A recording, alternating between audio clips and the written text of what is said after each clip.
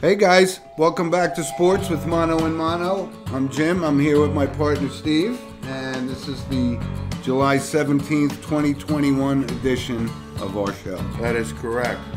That's because I'm looking at my Dallas Cowboys calendar and looking at specifically Mr. Tyrone Crawford, who is retired. But it's hot out there, folks. Don't kid yourselves here in the Northeast. Well, Stay plenty hydrated today, Jim. It's been warm the past couple of days. Oh, it's warm. But we know what the people out west have been dealing with too, so we're not alone. No. But welcome back, everybody, and of course, there's tons of stuff going on, and just wanted to start it off real quick because there was a lot of things going on with COVID and so forth, and it's affected the Olympic team and it's affected baseball. Just saying, just still be careful out there. That's all, because it's not over. People seem to think it's over. I was in a supermarket and I think I was the only one with a mask on. I don't know why, but the Delta variant maybe has scared me away. Right? You must have looked ridiculous with that mask on. But I felt safe. Anyway, we always start off our show this week with the monologue, and I will turn it over to my partner. Okay, appreciate it. This week's monologue for me is about an individual, and it's about Trey Mancini of the Baltimore Orioles, who I read a very, very heartwarming article about him this week, and really in depth about his struggle with cancer, right? So it wasn't Joe Torre cancer where, he was back on the bench in 16 hours. This was third stage colon cancer, right? For a kid in his mid 20s, and Trey Mancini is really the best ball player on the Baltimore Orioles, and the struggle that he had to go through and dealing with his family and everything. How he fought back, right? And the fact is, the kid thought he was going to lose his life. He referenced Chadwick Boseman, who died of the same thing, and Mancini in the article reference, he said this guy's got all the money in the world and all the best doctors in the world, and he just died this, that, and the other thing. So my point about Trey Mancini is he's a kid that loved baseball from day one when he grew up. He was a home run hitter when he grew up. He was disappointed in high school that he didn't get offers from a lot of big schools. However, one did offer him, Notre Dame. And he played at Notre Dame, and he was really good there. And the Orioles took him. So fast forward to Tuesday night, or for the All-Star game, and Mancini had a great showing in the home run derby. Mm-hmm. And the fact that he was on the field and has come back very strong this year, I couldn't have been happier for this kid. And anybody that knows me knows I root for the good guys and I don't really care for the bad guys, and there's no gray area between us. So Trey Mancini, good guy, and I'll be following him intently going forward. Good monologue, good feel-good story, too, because it was really, the guy went through a hell of a lot. The battle back from that is pretty impressive. I think that's a great monologue. Great feel-good story for the show. Yeah, and he's holding his own. You said, not only do you root for the underdog, I root for the underdog, too. And in this case, the underdog came through. It's great. Good story. So let's recap some stuff that's happened since our last show. The Euro Cup 2020, right? Not 2021. They kept the name.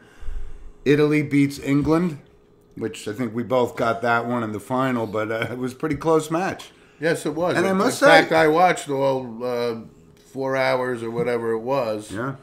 Extra time. And Diego, don't take this wrong, but it's probably the most exciting, boring four hours. I don't know how for a couple of minutes here and there, it's exciting. I don't know how else to describe it. And listen, and the diving and fake injuries drives me crazy. I bring it up week after week, but it's true. But you know what? It's a big story, and I would say there's a combined 3 minutes of like exciting action in 4 hours.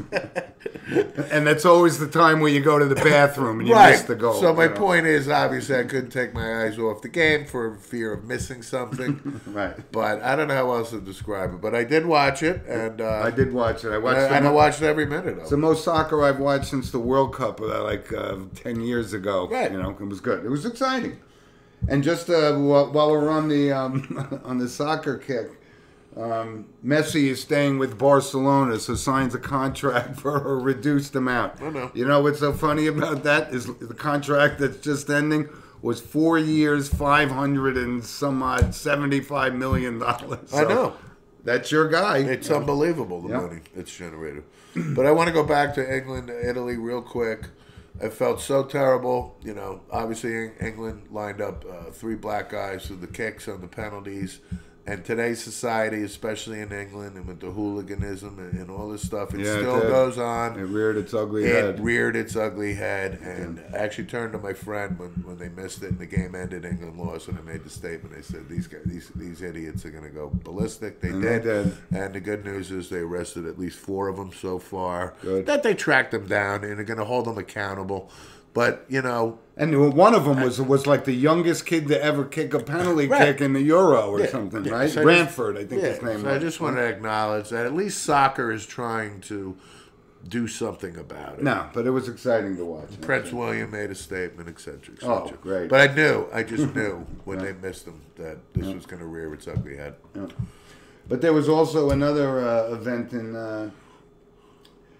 across the pond, if we say Wimbledon, right?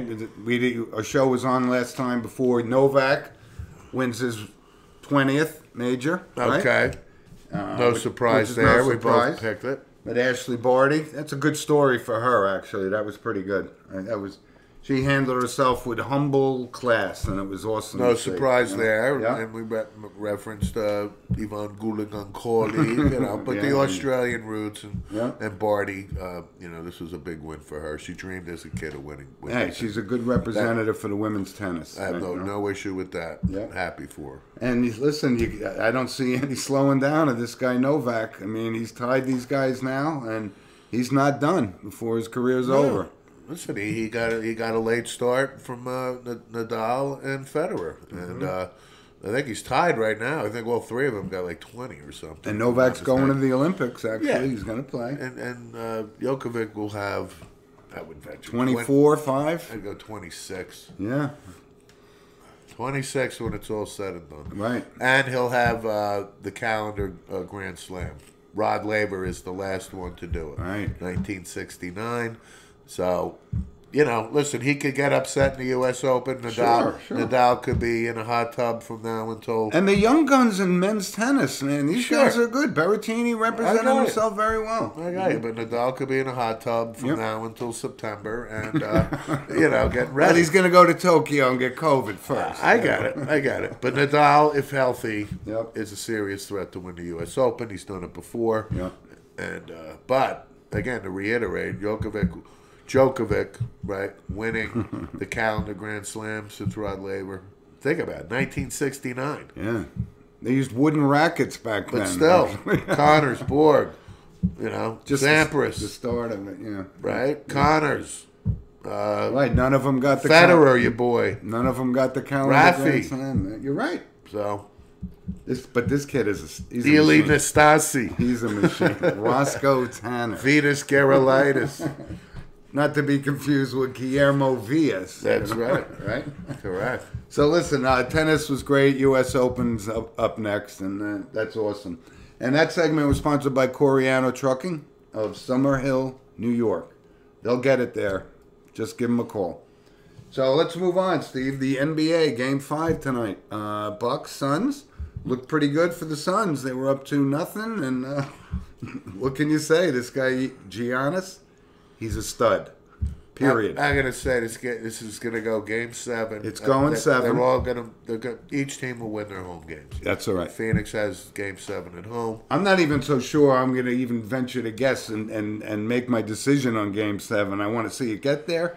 But I think Suns fans are starting to sweat. This guy Giannis his leg is fine, so he's healthy. I think Phoenix will win convincingly tonight, 3-2. They'll Agreed. go back to Milwaukee, lose, come back to Phoenix, and Phoenix. I agree with the next two games. I'm just not so sure on Game 7 yet. It's a little early, but it's been pretty exciting, right? I mean, it's been pretty good, winding down, and now it's starting to lose interest because the Olympics are happening, and the Olympic team. Stop the presses, lost 2 exhibition games, like they got something to worry about. I don't know. I'm Couldn't care less. I know. But we mentioned in the beginning of the show that COVID's making a presence, so they had to knock 2 guys out, right? Bradley Beal's out, and who else opted out? Kevin Love or something, right? Jerry and Grant. And the 2 guys that they named to replace them, honestly, I never heard of them. Yeah. I never heard them. Okay. So, I mean, where are the marquee names, I guess? I mean, Kevin Durant is there, but what... Well, Booker's going to come. I don't know if he's going to come. He is. He's on the team. Yeah, but the Olympics start in a week. I mean, he's still got 3 games to go. The NBA Finals will be over. Yeah, we'll see. But I don't think they have anything to worry about. But I think Booker and Middleton, if I remember correctly. Is that right? I think so, yeah. I'm not so sure about that, but we'll see. So listen, the NBA, and then the draft comes up in a couple of weeks. The or NBA, there was a little spark out there media wise. Damian Lillard, I went out of Portland, and then pulling a Harden, is he? Knick fans were he wants to come to New York. Damian Lillard speaks for himself. He did a press conference or whatever. He's like, I didn't say any of this. I'm not going anywhere. Of course, it's all the so agents. Let's nip that in the bud. Well, he's going somewhere. They're going to trade him. He wants out of I Portland. don't think so. Oh, absolutely. Why would he? Because he's going to get unbelievable amount of money if he goes to New York or the Lakers. He's going out of Portland. No. He's not going anywhere. We'll talk about this on the show after the Blockbuster deal. They got to get 3 number 1s and 2 marquee He's 31 guys. years old. I know, but that's not that old in today's day and age. I mean, he's going to be moved. I'm just letting you know. No, he's not. All right, so let's move on to Major League Baseball, right? This first half is over. We had the All-Star game, and I wanted to actually say that I did watch the Home Run Derby. Yeah. Because I wanted to see Ohtani. I can't get enough of this kid. I just love watching him, But the Polar Bear, my pick to win the Derby, defended his crown. How about that? Yeah, but the Ohtani Juan Soto battle in the first round was outstanding. Really. Soto's going to be a player in this league. He is a player. I know, but he's going to put up some numbers before he's all said But that and was done. entertaining. Yeah, it was. I think they hit 28 or something. And, it was great. You, as a good baseball player, could hit 450-foot home runs in Colorado. You're right. These things were just jumping out of there like they were golf balls they were hitting. Yeah. But you could sense the aura around Ohtani, even from the other players. And it's not like... They love the kid. They love him. That's my point. But you can sense this special aura about him. Yeah. And this is just beginning. I mean, this is going to be for the next 10 years. I think he's 26 years old. I think he's 27 now. Okay. Yeah. But I just read this morning, and when I woke up and did some homework, his All-Star payday he gave to the front office staff of the L.A. Angels. He did. 150 grand he gave to the staff. Yeah, which is... And these are the bat boys, the locker guys. That's awesome. Totally. This guy's going to make a fortune, so that's a good story. Well, yeah, but, He's got a great agent, and he's he does all doing the everything right things. Yeah. And his talent is really... Undeniable. It's undeniable. Yeah, it's undeniable. It's correct. He's really a But you classic got Alonso. He won it. He's just big and strong. I think the home run derby suits him. He's big and strong. He's and loving the limelight. Well, you got to be big and strong because it is a winning type of thing, man. Yeah, swinging those. Yeah, That's you right. saw some guys like huffing and puffing because that's what it does. It drains you. I mean, overall, I wonder what they think about 150 swings each, or God. something like that, right? Whatever, Yeah. even in practice and pre-practice. And Hey, but practice, listen, practice. I'll actually give Major League Baseball. They put on a pretty good show. I mean, aside from the uniforms, but the uniforms. they are actually an packed the absolute- stadium Yeah, for but the the home run uniforms derby. for me. They look like old softball. Yeah, but it diminished it for me. It was ridiculous. We like to see It was ridiculous. the pinstripes. And I on get the it Yankees. because they outsource it to Nike, and Nike comes up with the design, Yeah, and then they yeah. have to do it because they contractually got to do it. And somehow it's And guess tied what? into, Even with all the negative feedback, it's going to be the same next year. Nike is now going to take that fan feedback, and they're designing the uniform. do a again. market analysis. Well, they're doing and the do- uniform again next year. But I you know- want a Yankee in his pinstripes or road gray. I want an Oakland A. But there are people that are going to in buy his dark green or light or yellow. But people will buy the blue All-Star uniform jersey and sell hundreds of thousands of them. It's Not crazy. me. Not me, but others. I'm just saying. I know that. That's why they do it. That's why they change uniforms in these leagues all the time. I mean, you could wear. But a I guarantee you, these sales on these things are going to be like, the kid's going to show up at school. You're like, dude, check out my All-Star jersey from 2021. Right. That's ridiculous. Into the closet it goes. Never Right. to be He seen goes again. home crying. Total.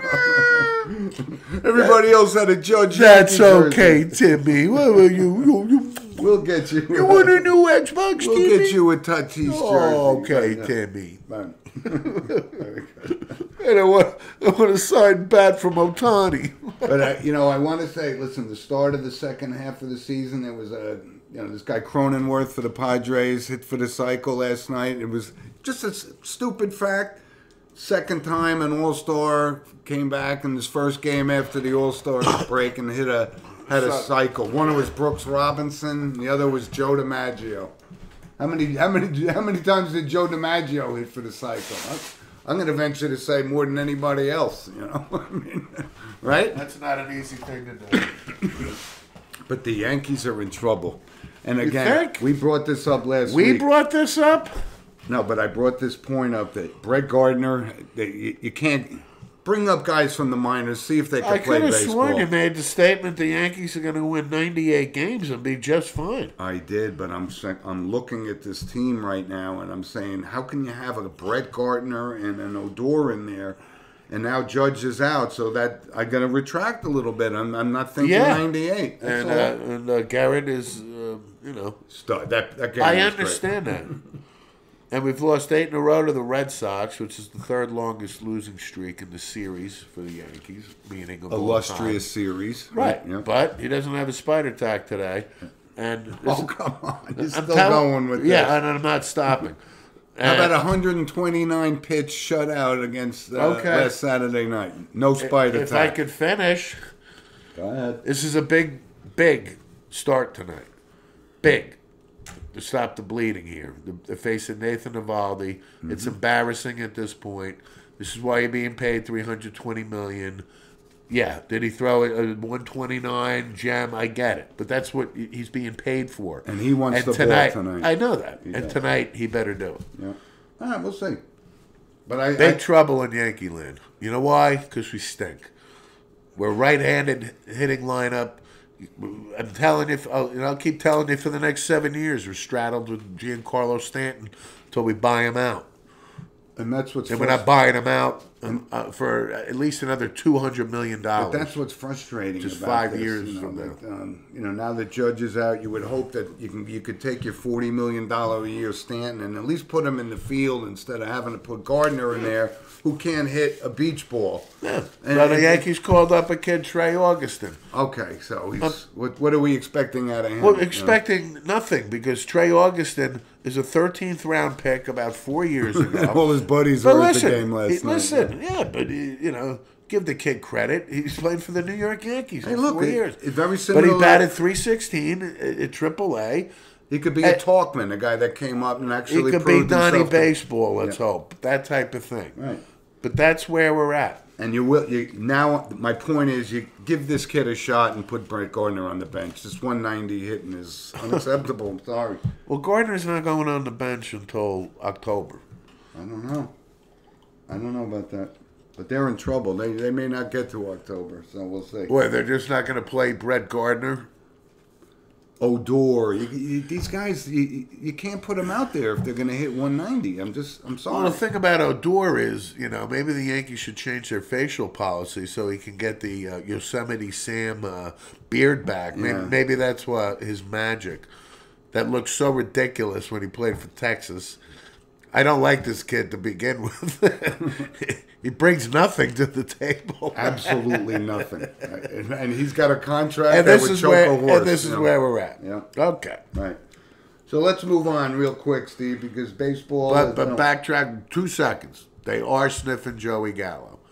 I think it's credible rumors. Joey Gallo's an all-star. Joey Gallo. What are they going to have to give up to get him? I don't care what they give up to get him. Joey Gallo to me is hit or miss. What's he, 29, 30? Yeah, or but something? Joey Gallo can hit home runs, lefty bat, Gold Glove, won a Gold Glove, believe it or not. So it's something, right? Well, they got to. They need power. They have to make some kind of a move. They need a lefty bat. We'll see what happens. Bad things in the Bronx. I know. And across in Queens, they're looking pretty good, to be quite honest. I mean, they got a couple guys coming back. Davis coming back. And you're right, but Lindor got hurt last night, so they're going to miss his 216 batting average. But what did I say when Steve Cohen bought the Mets? I agreed with you 100%. I know. I said in 3 years, it's going to be a Met town. And guess what? It's not quite there. It's not there yet. It's starting to but look boy, that way. is it trending. It's trending. You're right. The Grom guy, he's pretty good. Yeah.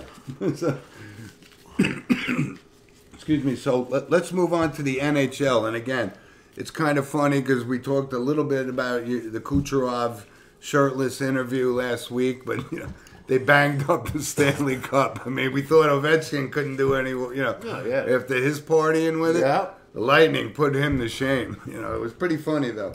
Party on, Wayne. Right. Party on, Garth. And, the trades are starting to... A lot of stuff's going to happen in the NHL in the offseason with the trades.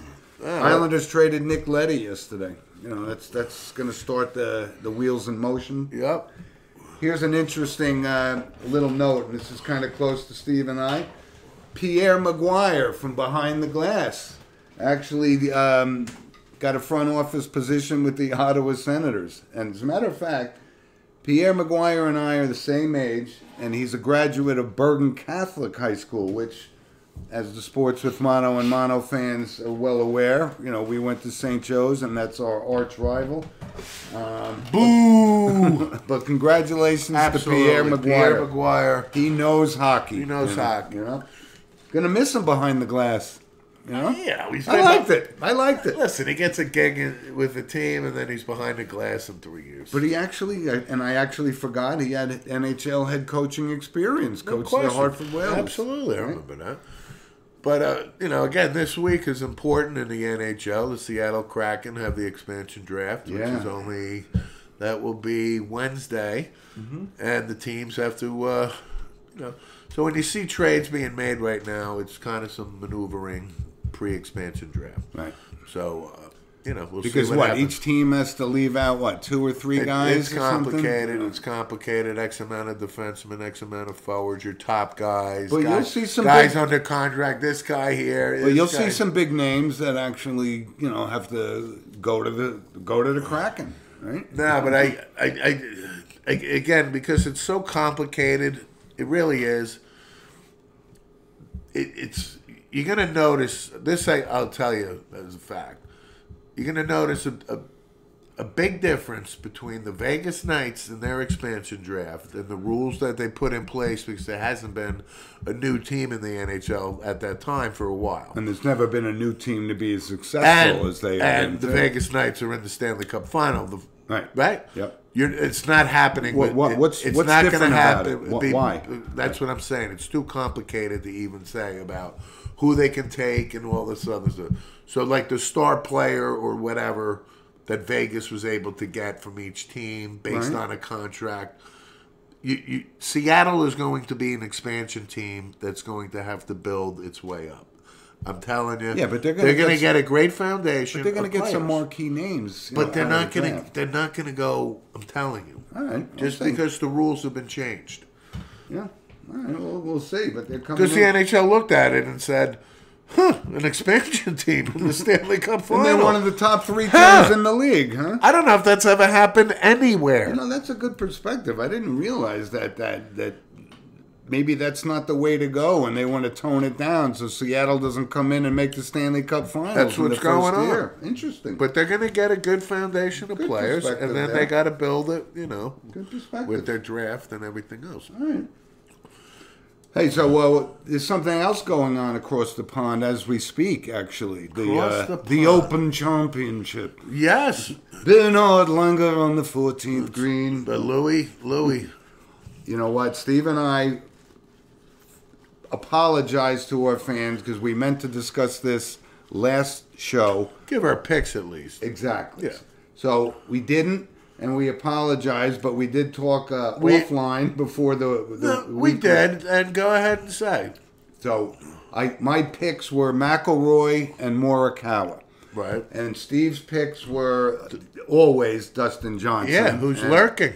And I think you actually thought Rory had a pretty good I chance did. there, I said I will drink the Kool-Aid with you on Rory. Yeah, this is my last sip out of this cup. I'm Yeah. telling you that right now Yep. because you can't make a 10-foot putt. Yep. It's either got to be 40 feet or 2 feet. But Yep. 10 feet doesn't work. Yeah. It's at Royal St. George's. Beautiful weather for the British Open, though. It's unprecedented how beautiful it is. Louis actually, Oosthuizen with the new course record for the And- Open Championship. And I know before I hung up with Breaking Steven, Sir Nick Faldo. he said, give me your picks and I'll give you my picks. Right. And I meant to throw Louis in at the last second saying this guy is always there. Right. But he's there now and he It's may moving, come up. as we say every day we do the show on a Saturday. What is it in golf? It's moving day. So Yep. Louis is 11 under. Got to give Jordan Spieth credit. He's up there. Your boy Morikawa's there. Dustin Johnson 7 under. These guys are shooting 64. They're shooting record. Brooks, I think, is at 4 under. 5 under. 5 under. Yep. And they're teeing off like now, actually. They may be actually on the course. But Yeah, they're teeing off actually literally now. Yeah. Or at least the leaders are. But, it's a beautiful venue. And especially, you always expect to see at the British Open to be wearing rain jackets and the wind howling. It's beautiful. It's like Pebble Beach right now. Right. But it's such a beautiful venue, and it's awesome. And I'm glad I didn't pick Ricky Fowler because he's not going to win it again. But you know what? Best moment of the day yesterday was this guy, Thompson. Joe Thompson? Justin Thompson, something? 6'9", biggest guy on tour. Just beat leukemia. Hole in one on the 16th. Oh, good for him. It was awesome, man.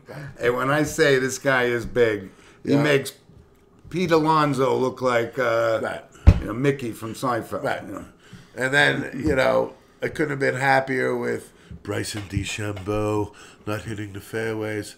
And this guy is starting to really annoy me. But he's starting to. It looks like he's looking over his shoulder for Brooks Koepka. He's scared to death of Brooks Koepka. But the point is, really? You're going to call out Cobra, the driver manufacturer? Yeah, that's good. Call out your sponsor. And That's great. blame them that this driver sucks? Exactly. Are you kidding me? Exactly. I hope this guy has a meltdown of epic proportions. You're 'cause right. I don't like him. I think we were in his camp, and Now, now we're not. I was trying to be fair with him. But as Mike Garvey from our loyal listener in Naples, Florida would say, what does DeChambeau mean in French? Good one. Good one. Yeah, he's not going to win it. And folks in the audience, good one is not good one, if you know what I mean. Like that's a good one. Yeah. Kind of thing. Yeah. But it's awesome, and then tomorrow morning we can get up at 8:00 and watch the final round of the British Open. It's great. Great. Love it. I mean, I love it. But you got to watch the highlight of this guy. I really like Louis, but do I root for him? I can't. I do. Because he says everything politely. I know, but I'm not I'll not be disappointed if he wins. Is my point. But as the tournament's going on, if Dustin Johnson or one of my Brooks is there, I'm all in on my guys. And in a strange, bizarre way, I'm just trying to explain in a strange, bizarre way. If he comes in second again, we're gonna go. He's a second place guy, and he's never going to win this thing again. Yeah, I mean, he's so likable and such class. Awesome. I can't believe he's only 38 years old. It seems like he's been on this tour for 30 years. No, he's like Hale Irwin was when he was 38. Amazing, though. Tom Kite. We used to watch these guys when we were like 10, and they would be in college and be like, Hale Irwin just turned 39. What, are you kidding? But golf is so awesome, and the British Open is awesome. But you know what? It's the last major of the year because they move these things around. So then we go to the I kind of always. This was the third of the four, and then you get the PGA, which is kind of the the redheaded stepchild kind of thing. No, the problem with the PGA was it was played when the NFL season kicked off. So I think it's a good move by golf to and again, nobody's going to remember that in a couple more years. This will be normal. It's normal now, I guess, the major cycle now. It's the new norm, Steve. But you got the FedEx, really, that, you got Ryder Cup coming up. I mean, Ryder Cup is big. Very big. But it's wide Who doesn't like a good Ryder Cup? Yeah, I know. What was the one up at Brookline in Massachusetts? That was quite the scene. And outside Boston. outside Boston. Yeah, right. But listen, I wanted to move on and say our next segment sponsored by Lynch Toyota of Manchester, Connecticut, and hope all is well with them, and we appreciate their support week after week. Cool. Couple of things have been going on, Steve, and I'm going to bring this up as kind of a new segment, Mono Points of Interest. Just kind of random stuff that's happening, and it was opening day at Saratoga on Wednesday. Cool. And you know what? It's back. People missed it. It's great, and if you haven't done it, I recommend it. But it was opening day, and it's beautiful and back in full force, and I can't wait. I can't wait to get up there for one. Maybe you can help me on this, but I was driving to work. I thought I heard a blip on the radio that a judge ruled that NYRA cannot enforce the Bob Baffert ban in New York. They overstepped their constitution. So you tell me Baffert's got horses running in Saratoga? No, not yet. Actually, he didn't this week. Could that change? You're right. That's a big decision to overturn that. So. That's a good question, and the answer is it has not been determined. Right. Is Bob Baffert horses going to be up there? But Saratoga, they have the best horses, they have the best jockeys, and it's the most beautiful place in the Northeast. So I highly recommend it, and that happened. And while we're talking about horse racing, it's the Haskell this weekend. And this is kind of something that's a little close to our family, right? Because our father was a horse guy, if you will. And our father, had a beautiful home. 15 minutes from the track? Not even. Yeah, 10. At Monmouth Racetrack, which is beautiful. They put a lot of money into it. That's a beautiful venue, too. And the Haskell is always, prominent name horses and so forth. Yep. And this weekend for the Haskell... And I'm going to mention these three names, and they're going to sound familiar to our fans because you've been listening to us for the past couple of months. Hot Rod Charlie. Yeah. Midnight Bourbon. Heard of them. And Mandaloon. Heard of that, too. And why do those names have a significance in the Haskell? Because those are the three horses that came in second in the Triple Crown races this year. Is Rombauer going to make an appearance? Right? But they all came... Those are the three horses that came in second. So it's the first time at a Haskell, and the Haskell's got a glorious past of outstanding racing, and this is the weekend. And you and we've been on Hot Rod Charlie since day one, so I'm going with him for the Haskell. Well, let's hope he gets a win. But that was an interesting fact, right? All second place horses Yeah. running at the Haskell. I don't have a problem with that. So that's happened. So a couple other things. Let's move on real quick. Frank Solis, age 76, former guy who took over for Tom Osborne. Player, coach, Yep. Nebraska. All-time winningest coach in MAC history at Ohio University, retired Right. after 16 years. Yeah, Frank Solich, for our diehard college football fans, know who Yep. he is. Yep. And, yeah, good job by him. Right? Just a note, Trev Alberts, guy that you and I used to go, this guy is a stud. And was drafted by the Colts, I First believe, team All-American linebacker. at Nebraska. Correct. And now was named the athletic Right. director. He was hurt with the Colts 3 years.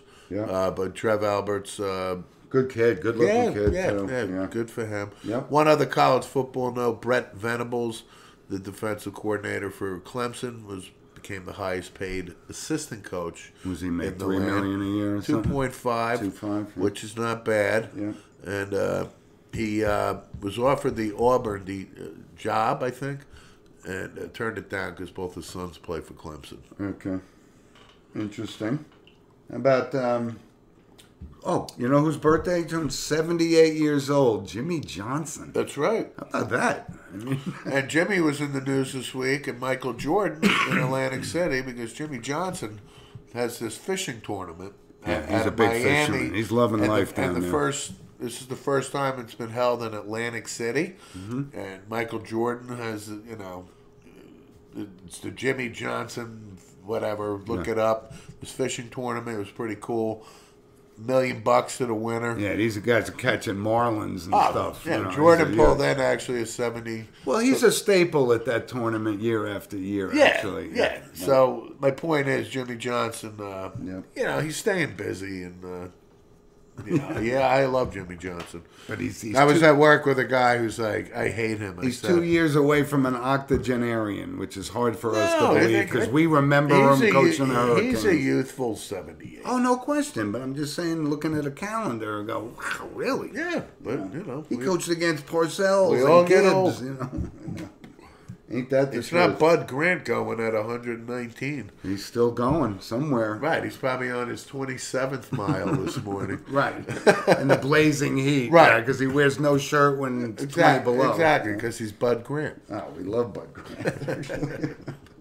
Here's a note, and we talked about it the year this pitcher, Sean Hard from St. Joseph Regional High School Yeah. in Montvale, going to Boston College, was drafted by the New York Yankees. That's correct, in the And, 20th round. 20th round. And I got to tell you, This kid had better numbers even as a hitter, and he had unbelievable I'm numbers looking as a pitcher. forward to seeing what his decision's going to be. You just got drafted by the New York Yankees. He's going to Boston College, guarantee You know what my decision would have been?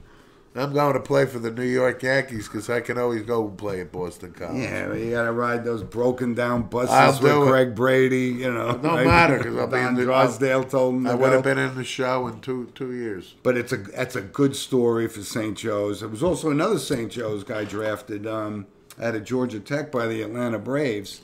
So it's a great program. But this kid had a great year. They were couldn't have they been- were voted the Team of the- NJ.com baseball team of the year. Right. You and I had a kind of like a debate about. I said Sean Hard was voted Player of the Year. That was from like NJ.com, blah blah blah. Right. And There's a Gatorade that's Player what of it the was. Year. Yeah. So, to be fair, the Gatorade Player of the Year is the guy. Let's just assume that means you had a pretty good year. No, that's the guy, and that guy was Chase Petty, Who was also drafted. out of Mainland, Yeah. and he was drafted high. He was drafted early. Yeah, Yeah. very. Yeah. Right.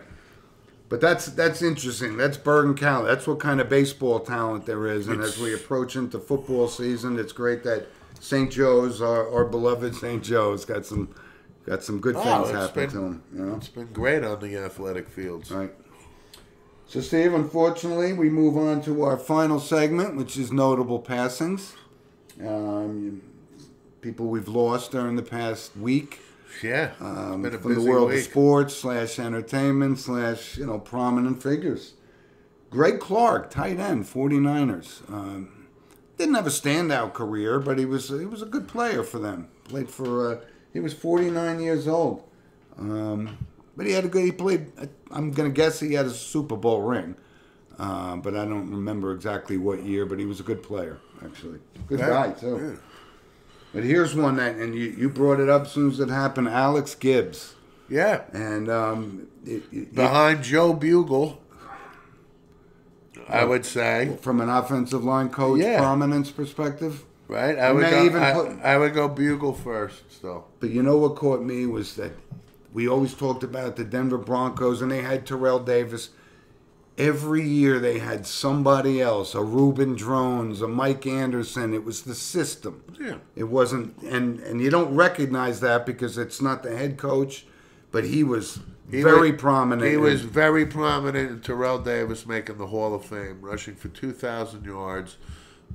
What do you have, 20 touchdowns that year, something like But that. he also had guys like Clinton Portis, Keyshawn Marino. These guys course. could run based on his system. Based on his zone blocking system, Yeah. which was great. He was 80 years old. Yeah, Alex Gibbs, offensive line coach, was most associated with the Denver Broncos, NFL guy. And another guy from the world of the National Football League, and I know you know who this is, Dr. Bob Ward, Yep. who was the strength and conditioning coach. And I'm assuming he was hired by the old guard of Gil Brandt. Yeah, Tex Schramm. Schramm. And you know, that And it was new to the world of athletics, which what we know today, I mean, it's all based on physical fitness. Right. But he was a pioneer and great reputation. He was 88 years old. Yeah. You know, Bob Lilly was considered probably one of the strongest defensive linemen. Why? You know, grew up on a farm and all that stuff, but Trained by Bob Ward.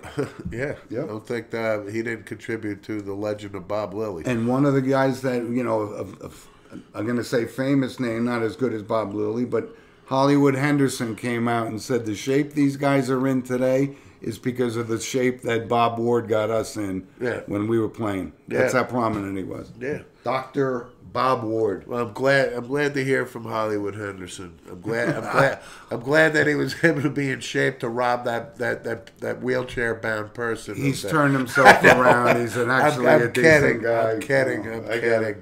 Kidding. So You didn't let me finish, though. Let me finish on that. Hollywood Henderson, right, at the time was really, you know, screwed up. yeah, he was a messed up guy. But to your point, he's been clean and sober probably 30 years and has turned himself into a Yes, big he has. And when he recognizes what Bob Ward did And for he's his career, and he's famous in the Super Bowl for what? Ripping the ball out of who? I want to say Rob Lytle. I don't know. Like Bradshaw, and running it back. He ripped the ball out. Took the ball, scored a touchdown. But anyway, Bob Ward was 88. World of Baseball, Dick Tidrow. And this is somebody that you and I watched and go, this guy is fun to watch. We had an exchange with our brother Tom, the three of us. I remember Dick Tidrow, like, kind of a Juan Marichal-like kick, leg kick kind of thing. but you know, What a mustache, though. yeah, huh? Dick Tidrow was part of the Chris Chambliss trade when we got Chris Chambliss from the Indians. In Yeah, that worked out pretty I good. want to say 74, 75. 74, I think. Yeah. And Dick Tidrow, for everybody, was a United States Marine. Hoorah. Yes, he was. Big guy, big leg kick. Started and relieved for the Yankees. His nickname was Dirt. Was Dirt. Billy Martin loved him. There was a picture I got to see, you know, after he passed, He was on 2 World Series championships. of him and Thurman Munson, just, you know, laughing in spring training in '79. So Thurman only had, you know, another Months to live, six yeah. months to live. Dick Tidrow went on to become an executive from San Francisco. A very pivotal part of 28 their- years. Yeah. Very instrumental part of putting together the Giants run in the past decade or whatever. Ended his career as a New York Met, which did. I forgot. did. He pitched like 10 minutes. Yeah, and that was it, but Dick Tidrow, 74. Yeah, R.I.P. Big fan. Nicknamed Dirt. And our brother said his buddies used to nickname was Skid Row. Yeah, Skid Row. Right. Listen, and you could take this with a grain of salt. If you know, you know. If you don't, you don't. But I would hate to shun or certain part of our audience that used to watch WWE, the wrestling.